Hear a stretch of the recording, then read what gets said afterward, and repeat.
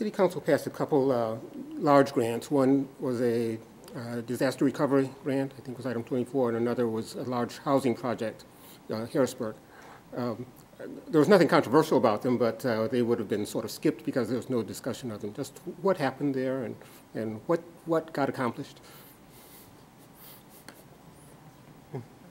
Those items, yeah, 23 and 24. Yeah, one of them was, I don't remember things by numbers Okay. on the agenda, but one of them was, disaster recovery funds. This is, we're still doing, RETA, disaster recovery funds. We're still doing Ike disaster recovery funds, and it's just that the dregs of that money going out. Item 24 is an annual true-up, basically, for our block grant appropriations. That's why it wasn't there or anything controversial. Okay, thank you. I had a question on, this came up at the budget meeting a little bit, and you were saying that it's probably going to come back sometime this month, incentives for police residency to live in particular neighborhoods, or maybe it's zip codes. It actually came up as part of our contract with police, which we passed early in the year, and when we passed the budget, we made provisions for it, and it should go to committee sometime within the next couple of weeks. We think it's important to have as many of our municipal workers actually live in the city as possible, and unfortunately, the overwhelming majority of police officers and firefighters do not live in the city limits of Houston. Most of the civilian employees do, which is a good thing, and it can be particularly important to have the presence of police in neighborhoods with high crime, and so we are going to be offering an incentive to police officers who will take up long-term residence in targeted census tracts. So it's census tracts. It's not going to be citywide. It's specifically targeted census tracts. Is it which census tracts? Like how were those? Just any meat you could offer about location, amount of incentive. It's not. I mean, it's census tracts, so it's federally identified census tracts, and it would based on income and associated poverty levels in those areas. It's not really a matter of the demographics as much as the economic structure of those neighborhoods, poorer neighborhoods. And how much would the officers get for moving in? How long would that last? I have that.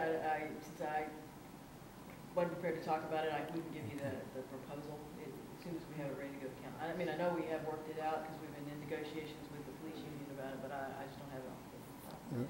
Yes, just along the line of police recruitment, last week Chief McClellan had a press conference mentioning just the difficulty of dealing with recruiting officers. I think we have the lowest number of officers now in many years, and relatively small. We significantly raised the starting salary Right. for police officers in the last police contract. In fact, Right. they got a big jump, and higher grades got less. In fact, the HOPE contract that we hope to get passed in the next couple of weeks, we did the same thing. We raised the floor, and then the pay raises kind of peter out as we go up. We are in competition not just with other cities for police officers, but with other occupations. Mayor, question about Metro's bus reimagining that rolls out on the week of August 16th. From overhearing from a lot of riders at the Metro meetings, there's a lot of concerns about the new routes because familiar patterns are going to change and they're going to have to walk longer to their bus stops. Change is hard. For the vast majority of Metro riders, they'll actually have a faster commute and they'll have to walk a shorter distance. But for a certain portion of the riders,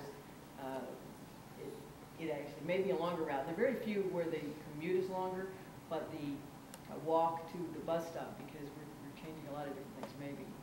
What are your concerns about that week of August 16th when you have a lot of Houstonians who are having to deal with unfamiliar travel patterns, and is the city going to play in a role to facilitate this? The city's not going to have a direct role, but 311 will be prepared to respond respond if folks call in with questions. And, you know, it's a Metro project. We would encourage folks to call Metro. And so far, Metro seems to have been doing an exemplary job getting the word out. They have teams, you know, canvassing high routes, and putting brochures in people's hands. They have messaging on the buses and on the light rail. They've been pushing it, but there'll be folks who will be surprised.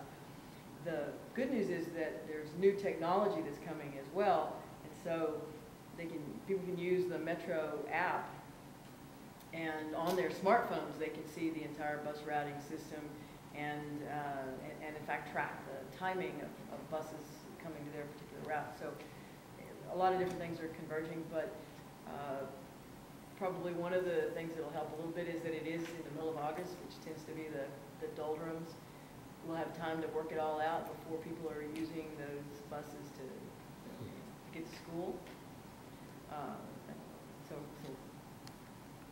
it's the low point in ridership, and there's no good time to do it, but you know, there could be a lot worse times to do it.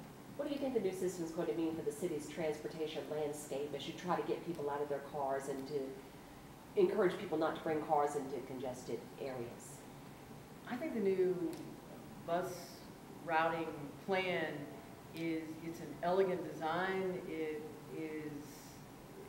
It makes sense. It's much more intuitive.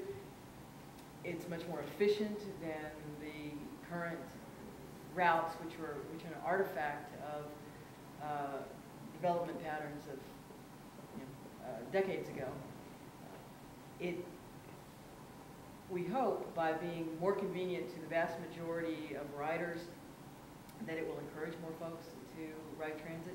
But the other thing that's happening is that young people are more interested in transit, and more young people who are people coming to Houston from other parts of the country and the world are willing to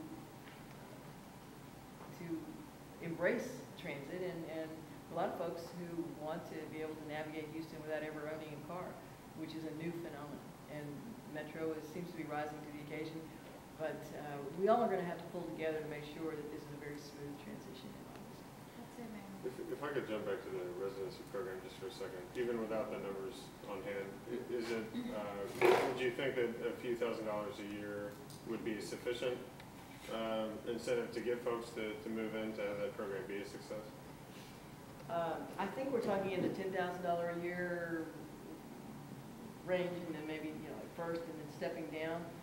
But if it doesn't work, we'll have to revisit it. We simply said that we would put an incentive forward, and we have worked closely with the department and the union to craft one that we think will incent officers to move in.